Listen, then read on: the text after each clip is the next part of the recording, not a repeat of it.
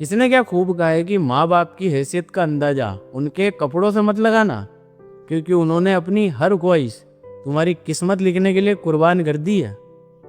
नमस्कार, मैं राजा अग्रवाल एक बड़ी छोटी सी कहानी सुनाता हूँ। एक बार की बात है, एक लड़का था। शहर के बड़े कॉलेज से ग्रेजुएशन पूरी हुई तो कॉलेज वालों ने फंक्शन रखा। फंक्शन में सबके माँ बाप आए थे, बस वो लड़का अपने माता पिता को दूर से देख रहा था।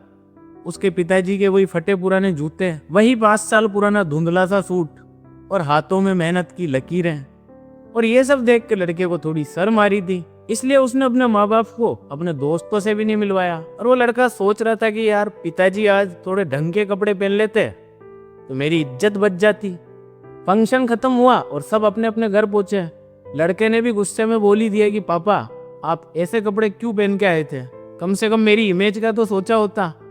ये सब सुन के बाप भी मुस्कुराया और चुपचाप अंदर चला गया। थोड़ी देर बाद वो एक पुरानी डायरी लेके बाहर आया और उस डायरी को लड़के के हाथ में दी। उस डायरी में पिछले 4 साल का एक एक रुपए का हिसाब था। वहां लिखा था कि बेटे की फीस के लिए इस साल मैंने नया सूट नहीं लिया, बेटे की किताबों के लिए मैंने अपने जूते नहीं सिलवाए, बेटे की पार्टी के लिए खुद का लंच स्किप किया। और ये सब पढ़ के लड़के की आंख में आंसू आ गए। उसने जो हाथ में डिग्री पकड़ी थी वो सिर्फ कागज का टुकड़ा नहीं था, उसके पिता के त्याग की एक रसीद थी। वो पुराना सूट और फटे हुए जूते ही उसकी असली इज्जत थी, पर वो समझ नहीं पाया।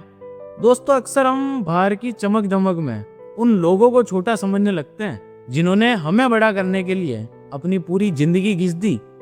छोटी सी कहानी पर सीख बड़ी कमाल की देती है। दुनिया हमेशा आपकी हैसियत देखती है, पर माँ बाप आपकी खुशी देखते हैं। इसलिए उनकी पुरानी चीजों पर शर्म नहीं, बल्कि उनके संघर्ष पर गर्व करना सीखो।